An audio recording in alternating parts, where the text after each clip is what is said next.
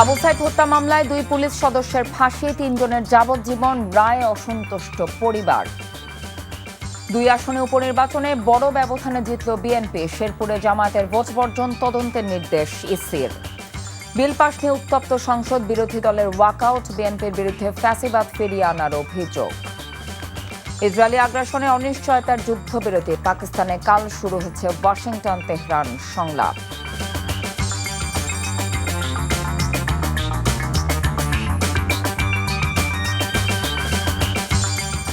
আসসালামু আলাইকুম, কথা নাহিয়ান স্বাগত জানাচ্ছেন টিভির রাতের খবরে। ক্রাউন সিমেন্ট শিরোনাম দেখছিলেন, এবার নিয়ে যাচ্ছি পুরো খবরে।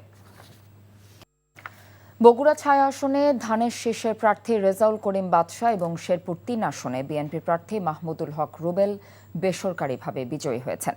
বগুড়ায় 6 আসনে জেলা নির্বাচন অফিসার ফজলুল করিম বিএনপি প্রার্থী রেজাউল করিম বাদশাকে বেসরকারিভাবে বিজয়ী ঘোষণা করেন। 151টি কেন্দ্রে ধানের শীষ প্রতীকে তিনি 1,33,931টি ভোট পেয়েছেন।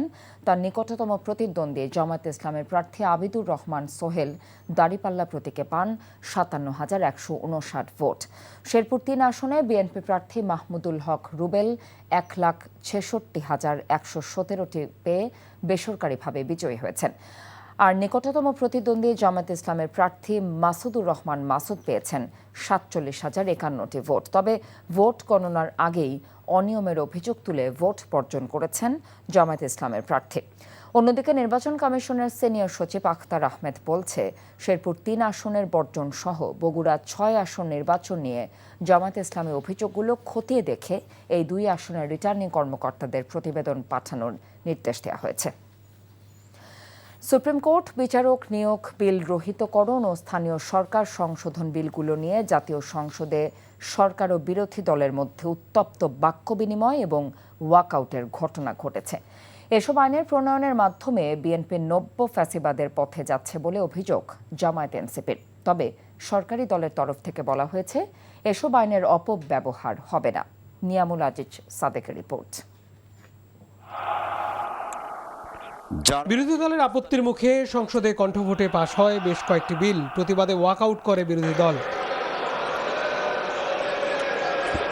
মাগরিবের নামাজের বিরতির পর সংসদে ফিরে আসে বিরোধী দল। ওয়াকআউট নিয়ে তর্কে জড়ান বিরোধী দলীয় নেতা ও স্বরাষ্ট্রমন্ত্রী। বিল আজকে পাশ হয়েছে, আমরা তার দায় নিতে চাই না, এই জন্য আমরা এখন সংসদ থেকে ওয়াকআউট করছি।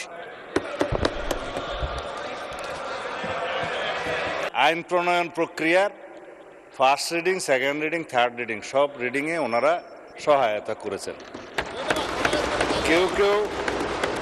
কেউ কেউ হাত তুলে সমর্থনও দিয়েছেন।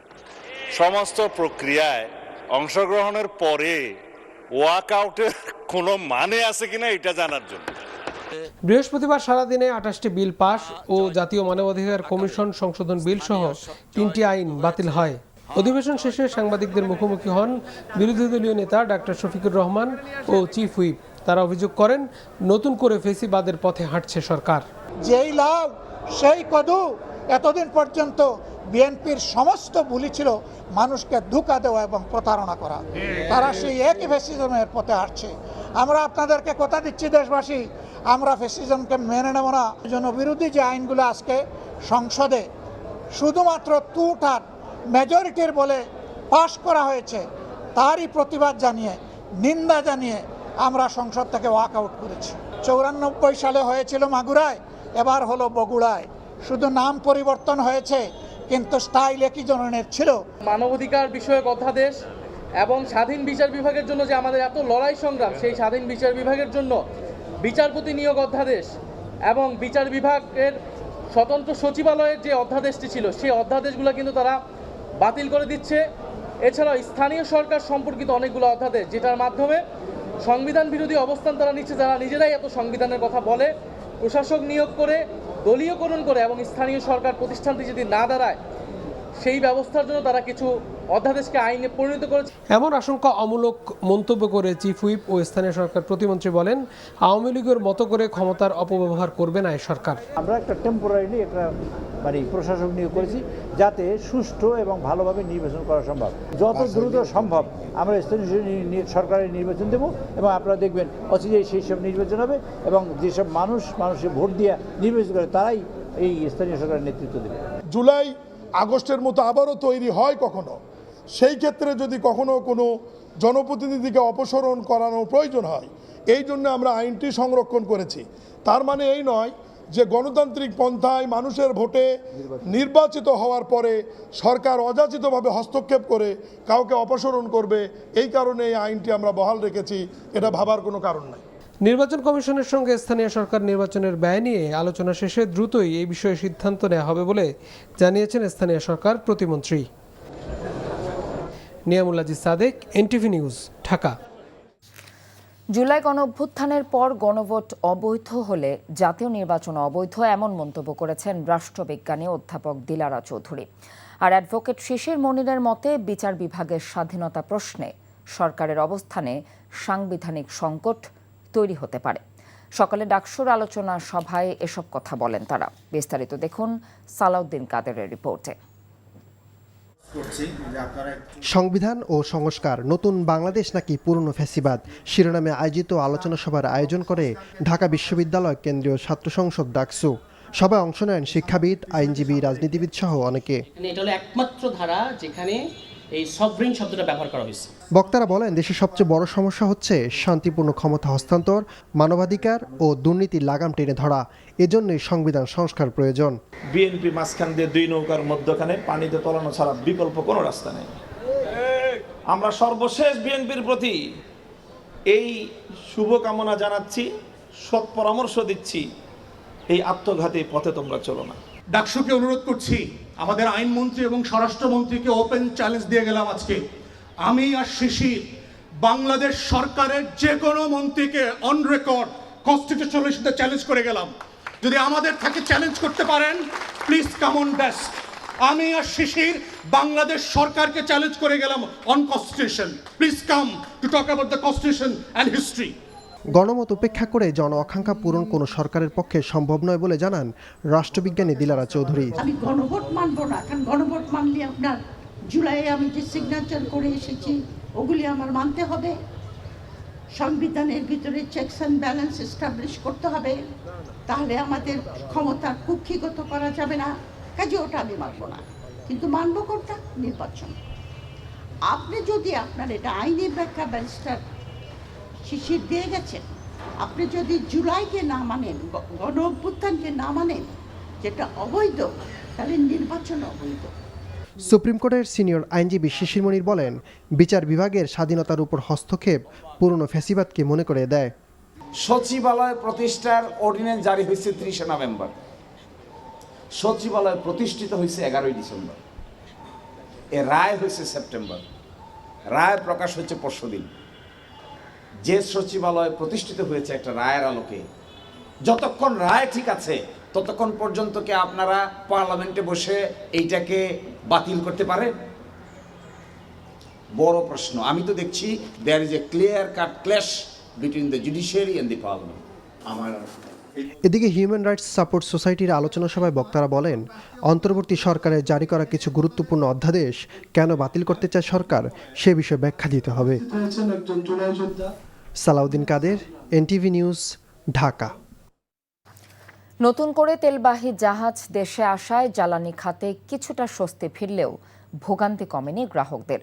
দীর্ঘ লাইনে অপেক্ষা করে সংগ্রহ করছে তেল। বিশেষ করে বিপদে পড়েছেন রাইড শেয়ারকারীরা। ডিপো থেকে বরাদ্দ অনুযায়ী তেল পেলেও অতিরিক্ত চাহিদার কারণে সরবরাহে বেগ পেতে হচ্ছে পাম্প কর্তৃপক্ষকে। তামজিদ সুমনের রিপোর্ট।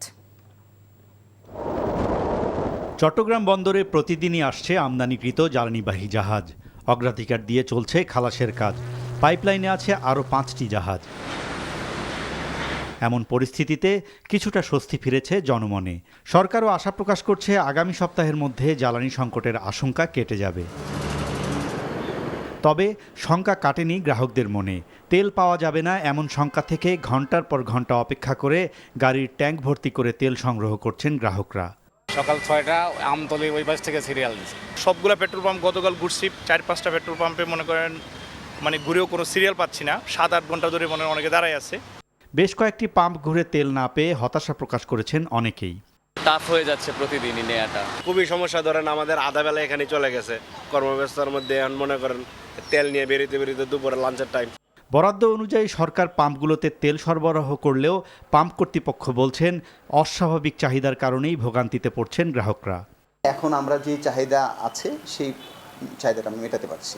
মানুষ প্যানিকড হয়ে গেছে, মনে করে যে আমরা পাবো না। যেভাবে আসছে আমরা আশাবাদী এই সংকটটা আমরা উতরিয়ে যেতে পারবো। জ্বালানি সংকট সাময়িক দাবি করে যুদ্ধ পরিস্থিতি পুরোপুরি থেমে গেলে তেলের ভোগান্তি কেটে যাবে বলে আশা করেছেন পাম্প মালিকরা। Tamjid Suman, NTV news, Dhaka. হাম উপসর্গে গত 24 ঘন্টায় সারা দেশে 7 জন শিশুর মৃত্যু হয়েছে। এছাড়া রাজধানীর বাংলাদেশ শিশু হাসপাতালে গত এক সপ্তাহে হামজনিত নিউমোনিয়ায় আক্রান্ত হয়ে প্রাণ হারিয়েছে 3 শিশু। চিকিৎসকরা বলছেন সময় মতো হাসপাতালে না আনা এবং টিকাদানে অবহেলার কারণেই বাড়ছে মৃত্যু ঝুঁকি। হাসপাতাল সূত্রে জানা গেছে মৃত 3 শিশুর পরিবারই শুরুতে সাধারণ জ্বর ভেবে ঘরোয়া চিকিৎসা নিচ্ছিলেন, কিন্তু পরবর্তীতে খিঁচুনি ও তীব্র শ্বাসকষ্ট শুরু হলে তাদের দ্রুত ঢাকায় আনা হয়। আশঙ্কাজনক অবস্থায় শিশুদের লাইফ সাপোর্টে রাখা হলেও শেষ রক্ষা হয়নি। মাদারীপুরে টিফিন খেয়ে অসুস্থ হয়ে পড়েছে 6টি প্রাথমিক বিদ্যালয়ের অন্তত 30 জন শিশু। এর মধ্যে 7 জনকে গুরুতর অবস্থায় জেলার 250 শয্যা বিশিষ্ট হাসপাতালে ভর্তি করা হয়েছে। বুধবার সদর উপজেলার বিভিন্ন এলাকায় প্রাথমিক বিদ্যালয়ের সরকারি ফিডিং কার্যক্রমের আওতায় শিক্ষার্থীদের মাঝে টিফিনের পাউরুটি ও ডিম বিতরণ করে সমতা ট্রেডার্স নামে একটি ঠিকাদারি প্রতিষ্ঠান। খাবার গ্রহণের কিছুক্ষণ পরে শিক্ষার্থীদের পেট ব্যথা, বমি, ডায়রিয়ার উপসর্গ দেখা দেয়।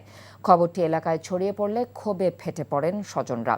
অভিযুক্তদের বিচার দাবি করেছেন শিক্ষার্থীদের পরিবার এবং শিক্ষকরা। ঘটনা অনুসন্ধানের জন্য অতিরিক্ত জেলা প্রশাসক জুয়েল আহমেদকে প্রধান করে 5 সদস্যের একটি তদন্ত কমিটি গঠন করে 3 কার্যদিবসের মধ্যে প্রতিবেদন জমা দিতে বলেছে জেলা প্রশাসন। এবার জনপ্রিয় আইসক্রিম ব্র্যান্ড সেভয় বাজারে এনেছে তাদের ডিসকোনের নতুন variant vanilla choco brownie with creamy caramel. নতুন এই ভ্যারিয়েন্টে রয়েছে কুকিজ, ব্রাউনি ও ক্যারামেলের অনন্য কম্বিনেশন। নতুন এই ডিসকোনের ওপরের লেয়ারে রয়েছে রিচ ডার্ক চকলেট ডিস্ক।